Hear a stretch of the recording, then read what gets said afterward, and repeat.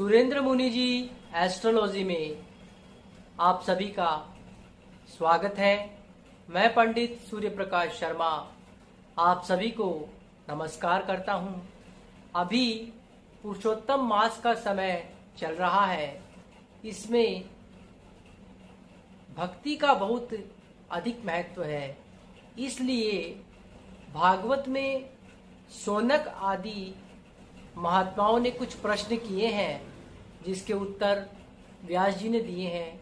उन्हीं के ऊपर मैं आज आपको बताऊंगा कि कौन कौन से प्रश्न हैं और किस प्रकार से भागवत में उसके उत्तर दिए गए हैं। तो देखिए, शौनक आदि महात्मा नाना प्रकार के प्रश्न कर रहे हैं और व्यास जी उसके उत्तर दे रहे हैं। शौनक आदि महात्मा का पहला प्रश्न है, भगवान परमात्मा को प्राप्त करने का सबसे सरल उपाय क्या है। शौनक आदि महात्मा कहने लगे कि व्यास जी, परमात्मा को प्राप्त करने का सबसे सरल उपाय क्या है। अरे व्यास जी, ये दुनिया इतनी बड़ी है और इस दुनिया में इतने शास्त्र हैं, इतने ग्रंथ हैं, इतने पुराण हैं, इतनी पुस्तकें हैं, किसे पढ़ें और किसे नहीं पढ़ें, क्योंकि जीवन इतना छोटा सा है कि कुछ पता ही नहीं चलता कि किसे पढ़ें और किसे न पढ़ें। शौनक आदि महात्मा का दूसरा प्रश्न है कि हम धर्म क्यों करें। आज किसी व्यक्ति से पूछें कि धर्म क्यों करें, तो व्यक्ति क्या कहता है कि उसे धर्म किए हुए पैसे के बदले उसके आगे 2 जीरो लगा करके मिल जाए, 5 लगाए तो 500 मिल जाए, इसलिए धर्म करना चाहता है।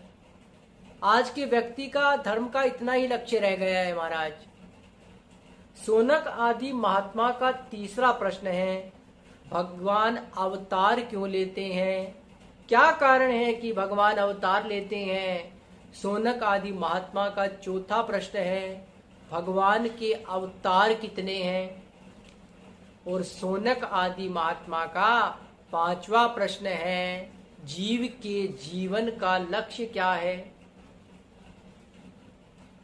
तो देखिए, भागवत में लिखा है, ब्रूहि योगेश्वर कृष्णे ब्रह्मणे धर्मवर्मिणं स्वाम काष्ठा मुधोपेते धर्मकं शरणं गते। और जब श्री कृष्ण धराधाम को छोड़ करके गोलोक धाम में गए तो धर्म किसकी शरण में गया। व्यास जी बोले कि सबसे पहले तो मैं सुखदेव जी की वंदना करूंगा, सुखदेव मुनि को प्रणाम करूंगा, उसके बाद में तुम्हारे उत्तर दूंगा। यम प्रजंतमनुपेतमपेत कृत्यम द्वापायनो विरह कातर आजुहावे पुत्रेति तन्मया तया तरो अभिनेदु सतम सर्वभूतम हृदयम मुनिमानो अस्मि। व्यास जी कहते हैं, सबसे पहले तो मैं सुखदेव मुनि के चरणों में प्रणाम करता हूँ। देखो, साधारण बच्चा 9 महीने में जन्म लेता है और महापुरुष 10 महीने या ज्यादा से ज्यादा 12 महीने में जन्म ले लेते हैं।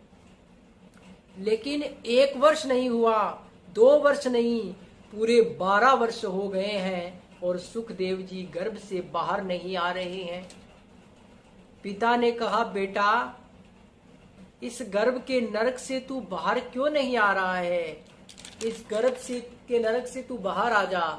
सुखदेव जी कहते हैं, पिताजी, बाहर भी कीड़े काटते हैं और अंदर भी कीड़े काटते हैं, लेकिन अंतर क्या है, गर्भ वाले कीड़े अपना बनाकर नहीं काटते पिताजी, और बाहर वाले कीड़े तो अपना बना करके काटते हैं। ये मनुष्य क्या है, ये मनुष्य भी तो एक गर्भ से निकला हुआ कीड़ा ही तो है। सुखदेव जी कह रहे हैं, पिताजी, ये बाहर वाले कीड़े जब अपना बना करके काटते हैं तो बहुत दुख होता है। इसलिए मैं गर्भ में ही ठीक हूं। सुखदेव जी ने कहा, मतलब कि ये दुनिया सारी, मुख जिनके गोरे गोरे और मन जिनके काले काले। मतलब कि ये दुनिया सारी, मुख जिनके गोरे गोरे, मन जिनके काले काले। सुखदेव जी कहते हैं कि ये दुनिया मतलबी है। तो पिताजी बोले, बेटा तू कैसे बाहर आए भी? सुखदेव जी बोले, भगवान। सुखदेव जी कहते हैं, भगवान स्वयं आकर के कहे कि मेरी माया तेरे को सताएगी नहीं तो ही मैं बाहर आऊं। तो भगवान ने स्वयं आकर सुखदेव मुनि से कहा कि हे सुखदेव मुनि, तुम्हारे ऊपर मेरी माया का कोई बस नहीं चलेगा, मेरी माया का कोई प्रभाव नहीं रहेगा।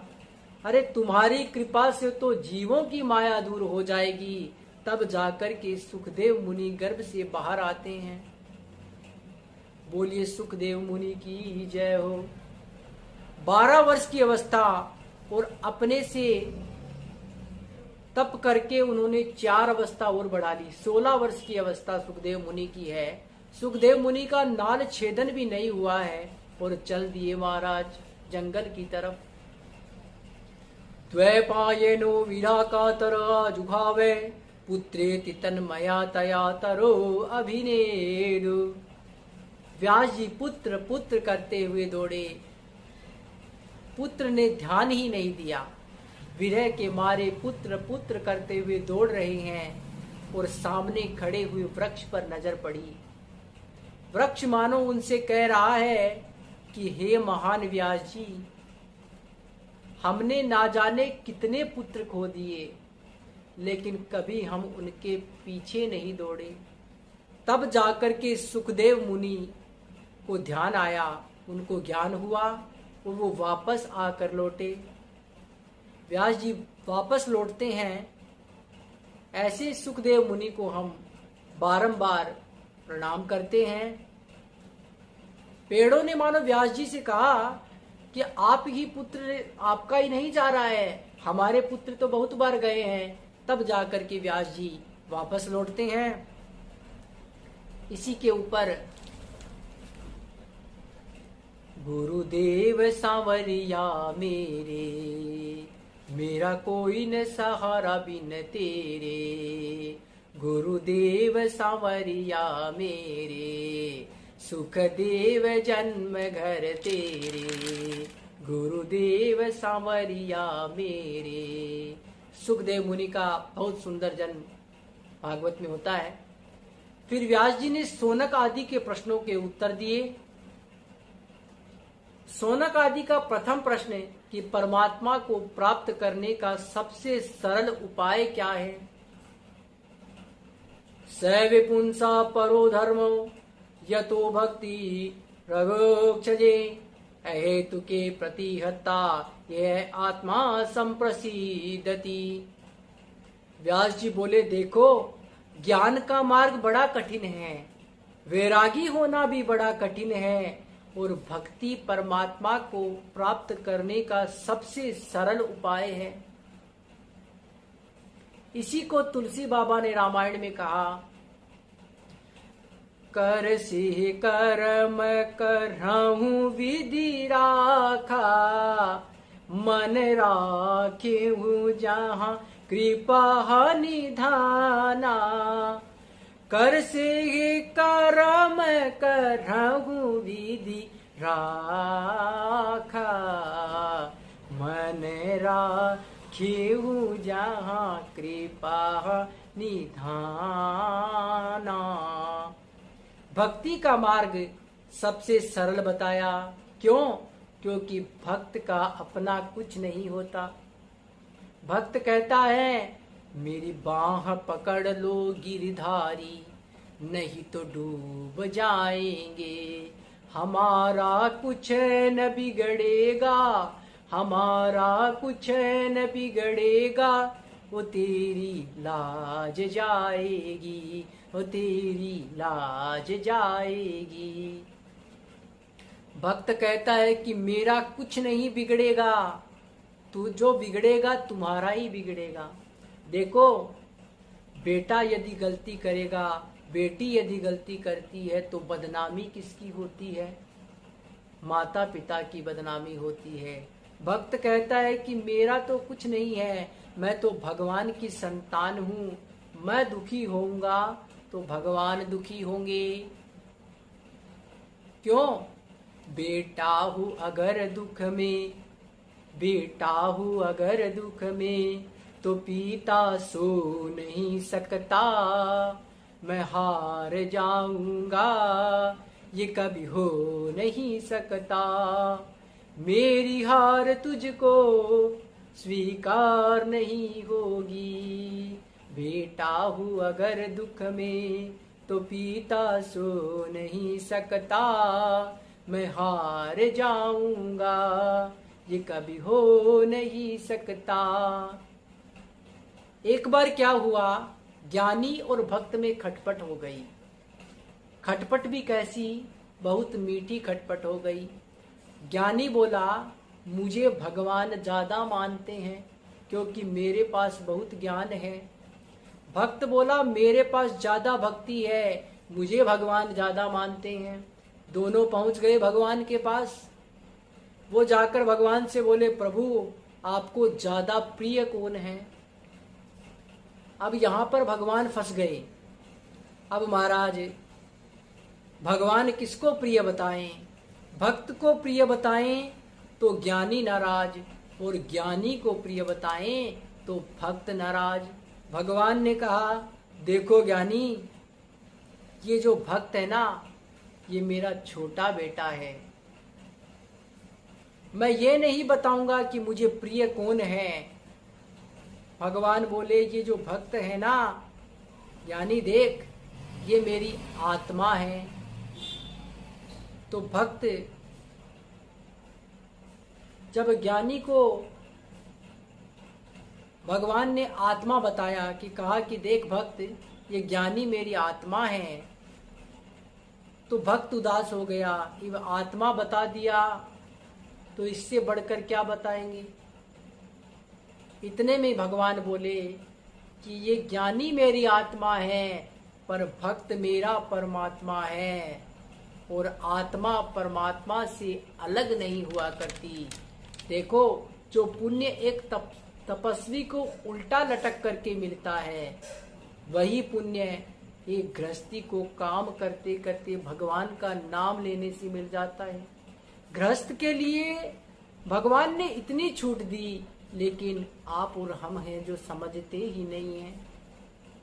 इसीलिए काम करते रहो, नाम जपते रहो, काम करते रहो, नाम जपते रहो, पाप की वासना से तुम बचते रहो, काम करते रहो, नाम जपते रहो, पाप की वासना से तुम बचते रहो। आगे कहा हेतुक्य प्रतिहत्ता ये आत्मा संप्रसिद्धति। देखो भक्ति जो होती है वो दो प्रकार की होती है। एक होती है हेतुक्य भक्ति और दूसरी होती है अहेतुक्य भक्ति। हेतुक्य मानी स्वार्थ की भक्ति और अहेतुक्य मानी निस्वार्थ की भक्ति। देखो भक्तों, निस्वार्थ की जो भक्ति होती है वो बढ़ती है और स्वार्थ की भक्ति घटती है। कैसे? उदाहरण से समझो। एक माताजी के बेटे का विवाह नहीं हो रहा था, तो माताजी ने कहा कि हे भगवान, मेरे बेटे का विवाह हो जाए तो मैं तेरी स्वामनी करूंगी। अब बेटे का विवाह भी हो गया। भक्ति तो है लेकिन स्वार्थ है कि बेटे का विवाह संपन्न होगा तो स्वामनी करेगी। तो बेटे की शादी हो गई, माताजी ने स्वामनी नहीं करी।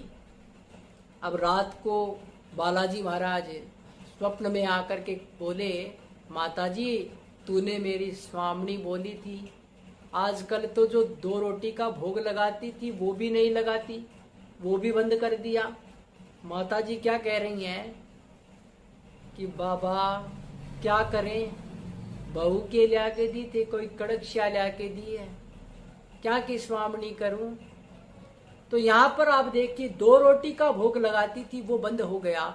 मतलब निस्वार्थ की जो भक्ति है वो तो बढ़ती है और स्वार्थ की जो भक्ति है वो घटती है। इसीलिए कहते हैं जो कर ले सो काम और भजले सो राम। शौनक आदि का दूसरा प्रश्न है, हम धर्म क्यों करें, क्यों धर्म करें, हम धर्म करें तो हमें क्या फायदा होगा। हम और आप क्या सोच करके धर्म करते हैं कि यदि 5 रुपए खर्च करें तो बस 500 मिल जाए। धर्म का फल इतना ही रह गया है आज के दिन मनुष्य मात्र में। व्यास जी ने बहुत ही सुंदर उत्तर दिया, धर्मस्य अपवर्गस्य नार्थो अर्थो यो कल्पते नार्थस्य धर्मकांतस्य कामो लाभाय स्मृते। देखो हिंदी में क वर्ग, च वर्ग, पै वर्ग, इस प्रकार से वर्ग होते हैं। अब ये जो पै वर्ग है उसमें पै, फै, बै, भै, मै, ये जो होता है ये पै वर्ग होता है। और पै वर्ग का इस यहाँ पर क्या बताया गया, पै से पतन न हो, फै से फल की इच्छा न करें, बै से बंधन नहीं होता, मै से भय से मैं भय नहीं होता और मैं से मृत्यु नहीं होती, मोक्ष होता है। जिसे ये मिल जाता है उसे अपवर्ग सुख मिल जाता है। अपवर्ग सुख प्राप्त करने के लिए धर्म करो। व्यास जी कहते हैं अब अपवर्ग सुख कौन दे सकता है। भोले बाबा के पास 5 हैं। पैसे कौन है, पार्वती, फै से फणेंदु सर्प, बै से बालेंदु चंद्रमा, भय से भस्म, मैं से मंदाग्नि, ये 5 भोले बाबा के पास हैं। पार्वती फणि बालेंदु भस्म मंदाग्नि तथा पै वर्ग सहितो देव अपर वर्ग फल प्रदा। और इसी को रामचरितमानस में तुलसी बाबा कहते हैं, तात स्वर्ग अपवर्ग सुख धरहि तुला एक अंग, तुलेन ताही सकल मिल जो सुख लव सतसंग। देखो दुर्योधन भी भगवान के पास गए और अर्जुन भी भगवान के पास गया, लेकिन दोनों में अंतर क्या है। दुर्योधन भगवान से मांगने गया और अर्जुन भगवान को मांगने गया। तो विजय किसकी हुई, जो भगवान को मांगने गया, ना कि भगवान से मांगने गया। तो भगवान से मत मांगो, भगवान को ही मांगो, तो ही आपकी विजय होगी। इसके बाद में व्यास जी ने शौनक आदि का चौथा प्रश्न है कि भगवान के अवतार कितने हैं। वैसे तो भगवान के अवतारों की कोई गिनती नहीं है, लेकिन भागवत में 24 अवतारों का मुख्य वर्णन है जिनकी चर्चा भागवत में है। शौनक आदि का 5वां प्रश्न है कि जीव के जीवन का लक्ष्य क्या है। व्यास जी कहते हैं जीव के जीवन का लक्ष्य है भगवान का भजन करना। आज हमारा लक्ष्य क्या है कि अच्छे लिख पढ़ लें, अच्छा खाना मिले, अच्छे मकान बन जाएं और अच्छी नौकरी लग जाएं। क्यों? अच्छी नौकरी लग जाएंगे तो अच्छी छोकरी मिल जाएगी और अच्छी छोकरी मिल जाएगी तो अच्छे अच्छे बेटे बेटी हो